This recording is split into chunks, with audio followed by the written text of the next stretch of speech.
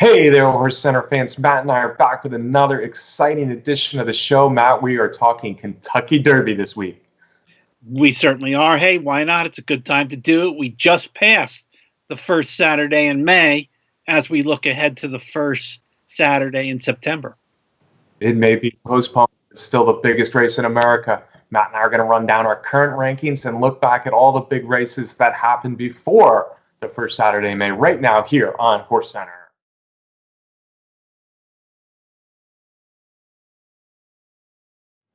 Welcome to another edition of HorseCenter, everyone. I am Brian Zipsy, and as always, I have the super pleasure of being joined by my co-host to the East Coast. That's Matt Shipman. How are you today, Matt? I am good, Brian. Here we are. The first Saturday in May just passed, and I don't think I watched the Kentucky Derby. Nah, if you did, Matt, it wasn't 2020, that's for sure. Maybe you saw the Triple Crown race won by Secretariat over citation. But no, in a year that's all upside down, we have a Kentucky Derby. That's the first Saturday in September this year. We still don't know for sure when the Preakness or the Belmont will be. It looks like the Preakness might very well be the first Saturday of October, but nothing official yet. We do know the Kentucky Derby is going to be the first Saturday in September, and Churchill Downs came out with a list of races that will now be points for this new first ever September Kentucky Derby, Matt. And we thought it was a great time, kind of a break in the road before the new races start up and the old races, after the old races have finished, to look back at what's happened, but most importantly, give our new Kentucky Derby rankings here, Matt, a little over 100 days out. Let's start the rankings now, Matt. I want to know who you have in the 10-hole. Yeah, in the 10-hole, I have Mr. Monomoy, who is certainly one of those horses that's aided by the delay of the Kentucky Derby. He was last seen winning the Risen Star for trainer Brad Cox, the son of Palace Malice. Looked good doing that. I liked the performance there. He came out of the race with some minor problems and is back at the track. So I think he's got enough time with the Derby being just under 4 months to possibly get in a start or two. Showed some promise. So he got my number 10. Okay, yeah, I really didn't consider Mr. Monomoy. Of course, he's a half brother to the champion Monomoy Girl. And the good news is Monomoy Girl, after more than 18 months away, will be making her first start since the Breeders' Cup victory Saturday here at Churchill Downs, opening day at Churchill Downs this spring. So that's exciting. As for Mr. Monomoy, you know what, Matt? People have told us recently that we've been too agreeable with each other, and I agree. Gosh darn it! So I'm gonna disagree with you all day long here today. I hope you don't mind, Mr. Monomoy. You know, a nice horse. I liked him earlier in the year. I think clearly he's a talented horse. That Risen Star was a good performance. I'm not sure, though, if the Fairgrounds form is going to hold up. I'm also not convinced that Mr. Monomoy, being out of a Hennessy mare, wants to go 10 furlongs. And I'm also not sure having a ankle issue at the beginning of March is any way to get ready for the rigors of the Kentucky Derby now, the first Saturday in September. So for those reasons, I can't agree with you. My number 10 is a horse you probably won't agree with at all either. It's the Linda Rice trained son of Honor Code. His name is Max Player, Matt. He rushed past them in the Withers. That's the last time we saw him. That was back in February, but he's been training well in New York. I really like the way he's closed in each of his 3 races. Yeah, Brian, you just like him because he's by Honor Code. Admit it, Brian, right now. Just because he's by Honor Code. But yeah, Brian, half jokingly there, Max Player, after winning the Withers, Linda Rice's plan was to go to the Wood Memorial. Of course, the tracks in New York closed down, didn't have the Wood Memorial. So I don't think there is any kind of issue there in terms of us not having seen Max Player since that race. Hopefully they will get to racing in New York in enough time so that this horse can have another shot on the Derby trail. I'm sure Linda would prefer in New York, but there's opportunities opening up around the country, and she may ship out with him. Again, I don't know how impressed I was with the Withers and the horses in the Withers, but Max Player, fair enough at number 10. Yeah, I like his pedigree. I like the way he's been working, and yeah, maybe we'll see him make the old Wood Memorial to the Belmont double coming up soon. But I think he's a horse who should like the distance. I like his bottom side a little bit. So I agree with you, though. The Withers was not a loaded or stacked race this year. Number 9 on my list, Matt, is King Guillermo, and King Guillermo is the son of Uncle Mo, who we knew very little about before the Tampa Bay Derby, but a nice win in the Tampa Bay Derby, then a return in the Arkansas Derby, and he ran a heck of a good race there. Yeah, he did. And I think on our show before the Arkansas Derby, I was not going to support King Guillermo off of that long shot win in the Tampa Bay Derby. I wanted him to show me that he could back up that race, and I thought he did a very nice job in doing that in the Arkansas Derby. He lost to Nadal, who came up as the number 1 horse in the latest NTRA poll. I have King Guillermo a little bit higher on my top 10 list. Yeah. I didn't think he was as good as Nadal in the race, but he was second best, and it was a nice performance that he can build off. Deserves to be in the top 10 off those last 2 races, the Tampa Bay Derby and the Arkansas Derby. Matt, you have at number 9 who? I have Farmington Road at number 9 for Todd Pletcher, the son of Quality Road, ran 4th in the Arkansas Derby in the tougher division of the Arkansas Derby, and I still feel like he's a horse that is developing, that with more time is going to show us a lot more on the track, and he's got 4 more months. The Derby distance should be to his liking. Yeah, he unfortunately for me, he reminds me a little bit of another Pletcher 3-year-old this year, Gouverneur Morris, in that he just doesn't seem to really kick it in against the good horses. I don't know. I mean, the Arkansas Derby wasn't bad. We both liked him a little bit going in. I was yelling for Finnick the Fierce down the stretch because he was 60-1, and I had Finnick the Fierce on my tickets. I thought Finnick the Fierce outran him in the Arkansas Derby, so I couldn't include Farmington Road on my list. How about number 8, Matt? Number 8 on my list is Wells Bayou, and I think Wells Bayou's races prior to the Arkansas Derby showed an awful lot. In the Arkansas Derby, when he was outside, he got sent hard out of the gate, and I think went too fast in that particular race. Brad Cox thinking that was the shot that he had against Nadal in there, and faded to finish 5th. I think he's a better horse than that. Yeah, logically, if I was listing the 10 horses that have had the best season so far, Wells Bayou would be on my list, but I just couldn't get too excited about him. We talked a little bit about the Louisiana Derby in that it was kind of an easy win for him in which he really wasn't pressured, and there wasn't probably a whole lot behind him. I am a little, as you can tell, I am a little bit dubious about the Fairgrounds horses moving forward. Yeah, he did rush up out of an outside gate, but on the other hand, he broke first and moved pretty easily to the lead. And then he really had no answer for Nadal as they were coming out of the far turn. I don't know. Your hope to have him number 8 is that he's better than he showed in the Arkansas Derby, and he may be, but I couldn't quite include him this week on my list. My number 8 is Sol Volante, and I still like Sol Volante because I saw an explosive turn of foot from the son of Caracantay. He's got some female stamina in that pedigree. He hasn't run since the Tampa Bay Derby, but I like those races at Tampa Bay where he won the Sam F. Davis. And then the Tampa Bay Derby, he was way back still on the turn, and he really made up a lot of ground getting through horses on the rail. So Sol Volante is a horse I want to see more from. He's recently back on the work tab for Patrick Biancone. Yeah, I'm going to have to see more from him also, Brian. I guess I was a little put off by the fact that he hasn't run, not knowing whether Biancone just put him on the shelf for a while, knowing that there would be plenty of time in the second half of the Kentucky Derby Trail. So for that reason, I just didn't feel like putting him in my top 10. And again, I want to see more from him. I want to see another good performance later on in the summer. Yeah, and I saw more from him than a lot of horses on this list, and that closing kick is nice.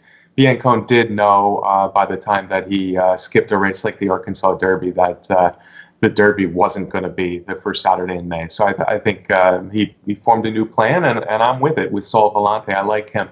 I'm pretty excited about the number 7 horse on my list, Matt. Dr. Post is his name. Pretty highly priced purchase, as they all are, for St. Elias Stables. Todd Pletcher trains this on a Quality Road, another Todd Pletcher Quality Road combinations, Matt. And I really, he ran a nice maiden win in his second time out at Gulfstream Park. But then I was really impressed with what he did in the Unbridled, because it was kind of the old-fashioned Angel Cordero Jr. race riding 101. Luis Saez tried to just keep the favorite in. I don't know how many times. He brought a nice horse, Attachment Raid, who just missed second in the Gotham the race before.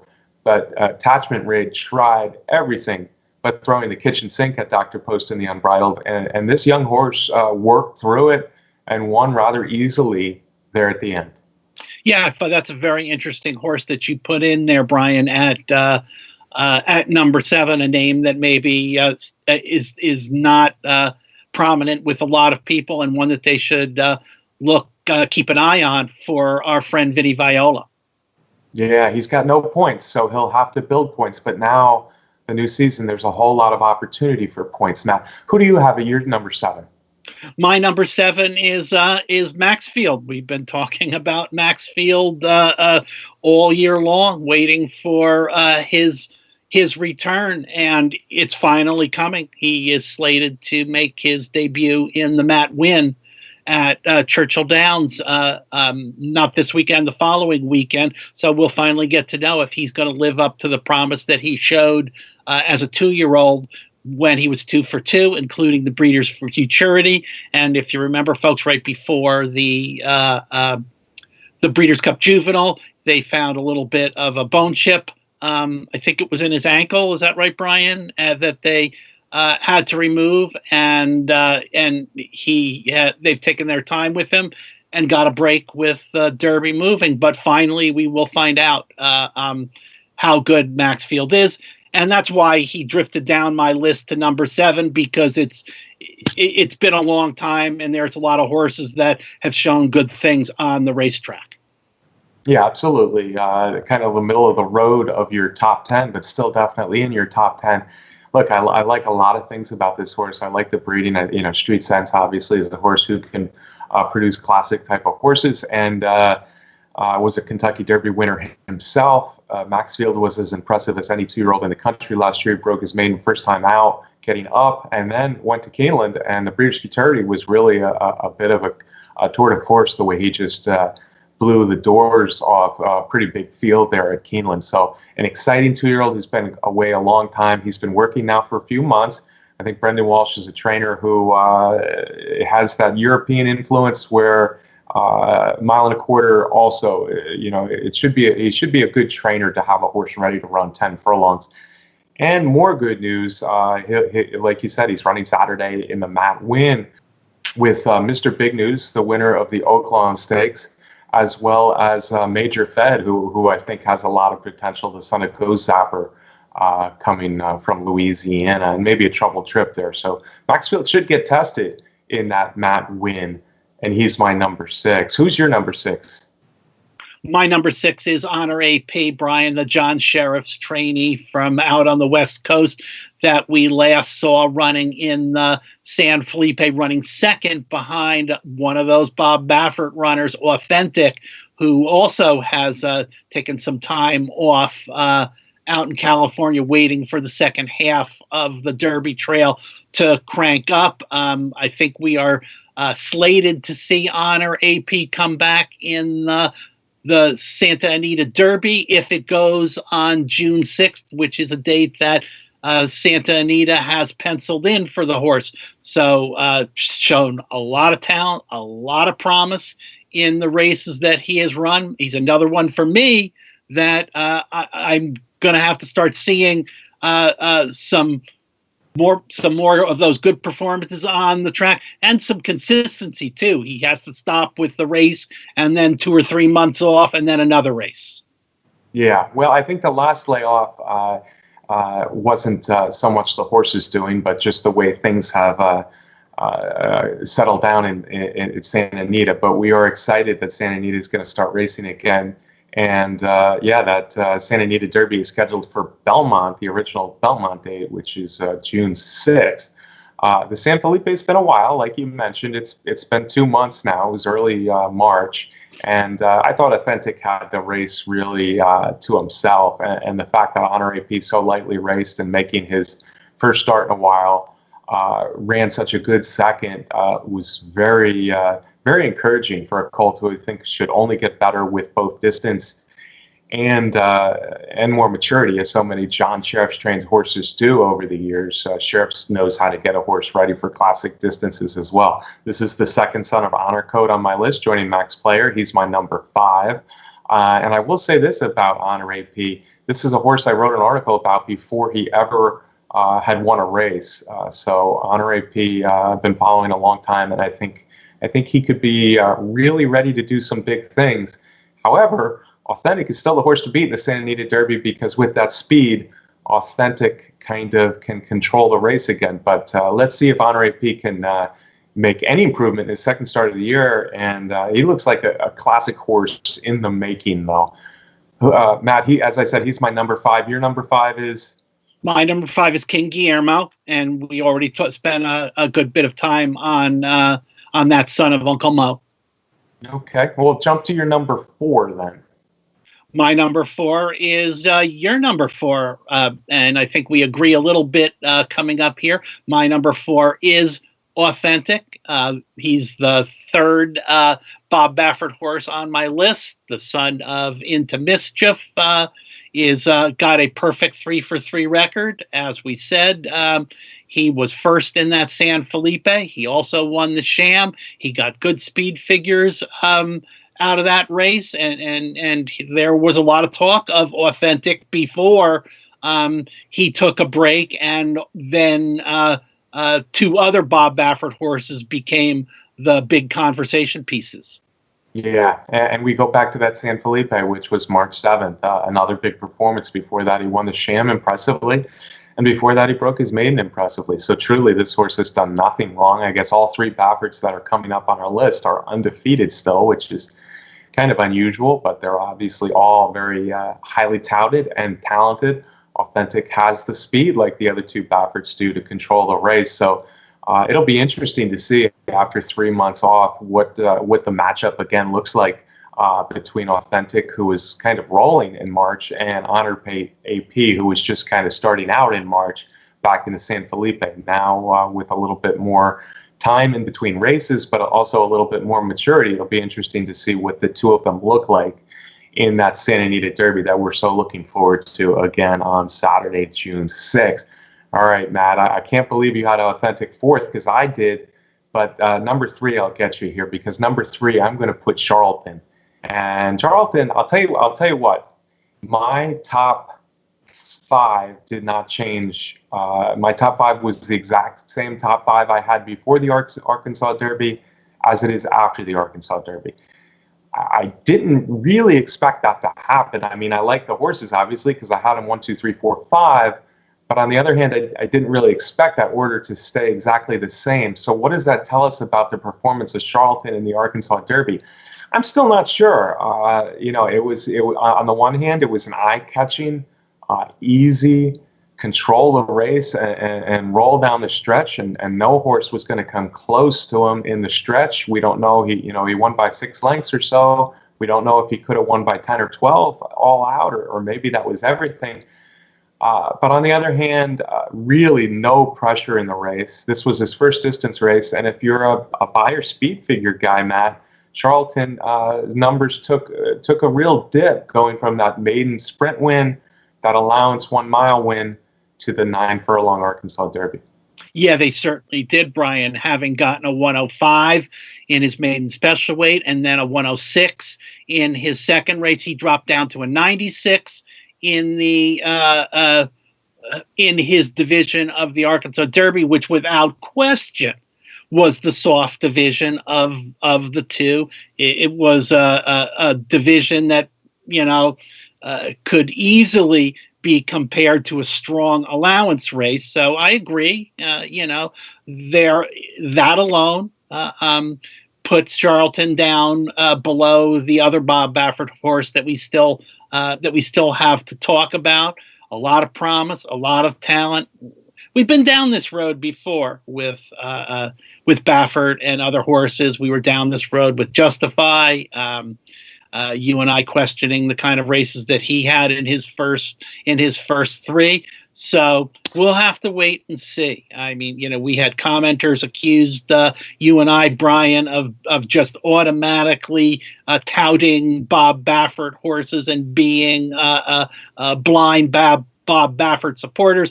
I don't think that's true by any means. If anybody that's been watching the show, we're talking about the performances that we've seen from horses on the track. Yeah, that's right. And Baffert obviously has a lot of good 3-year-olds this year, and that has been since Cavalier almost won the Derby, 25 years ago. That's been often the case. I want to say a few more things about Charlton. On the one hand, the Beyer speed figures went down, but on the other hand, I didn't necessarily see anything that makes me think he's not a special horse still in the Arkansas Derby. How could you, as easy as he won? Basin and Gouverneur Morris, I don't think they're allowance horses. I think they're good horses to a point. They're not. Neither of them are on our top 10 list, but I think they're stakes quality 3-year-old horses.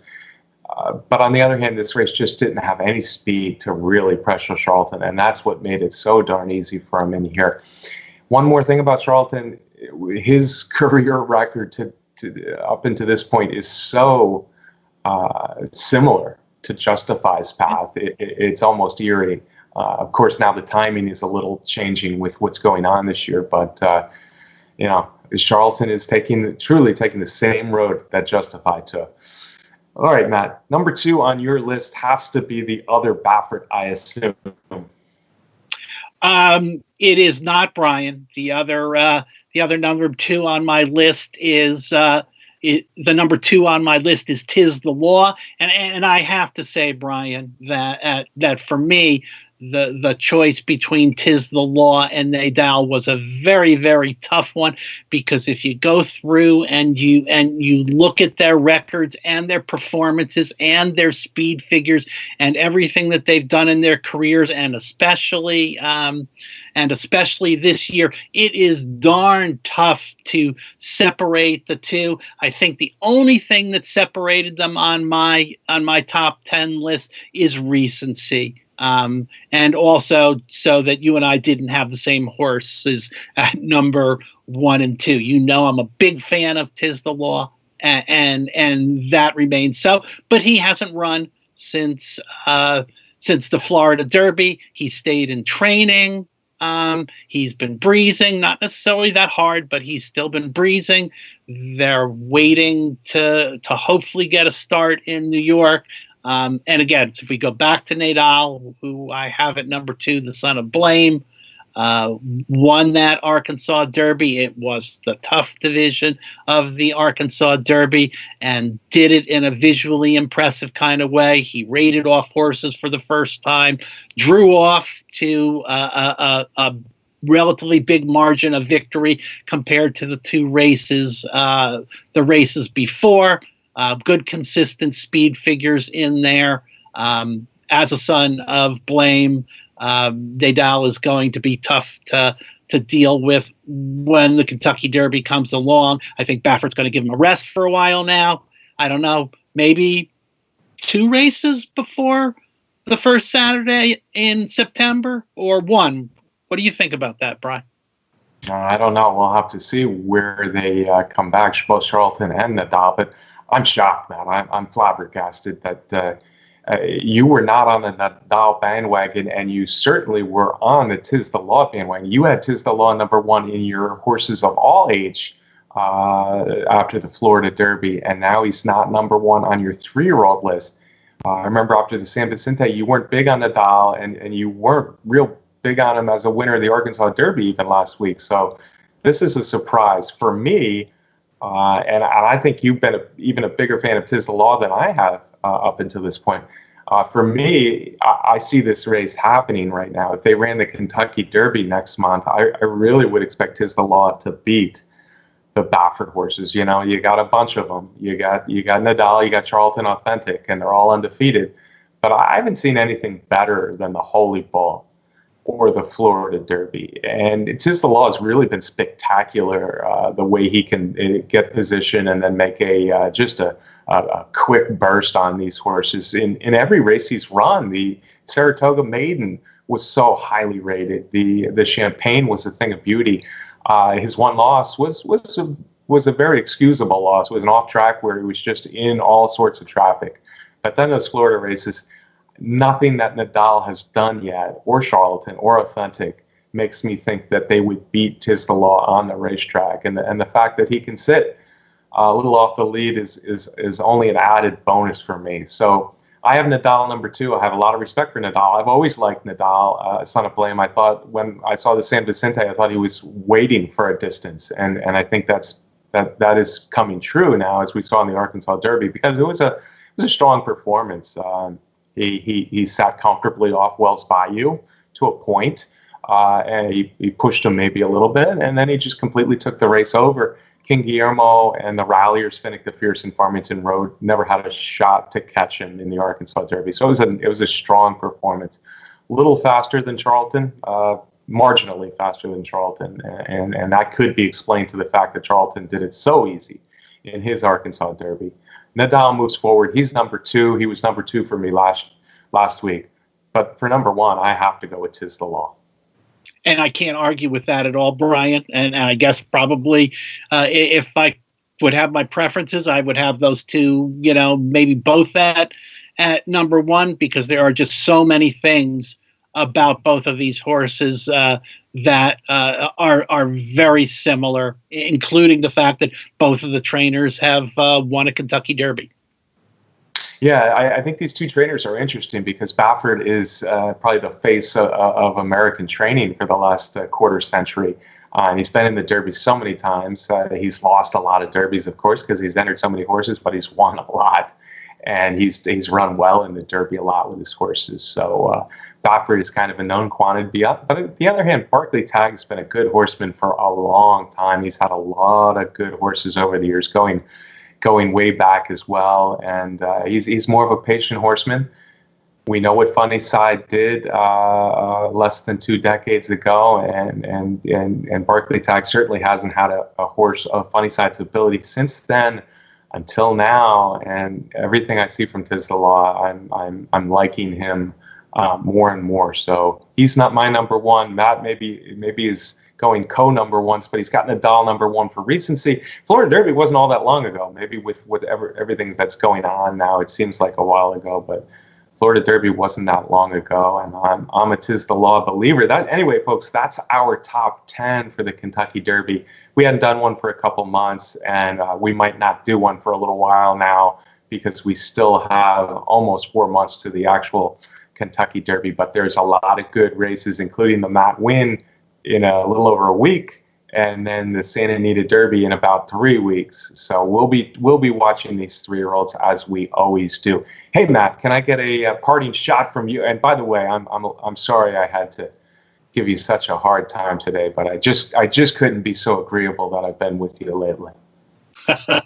Yeah, that's fair, Brian, and I certainly switched my number 1 and 2 in there to give you an opportunity for some lively debate. And again, I want to thank everybody for watching the show. Stick with us on the new Kentucky Derby trail, where we've got at least 10 more Derby preps, not even including what's going to happen in New York. And of course, I want to thank our producer, Brett Workman, for putting together the show.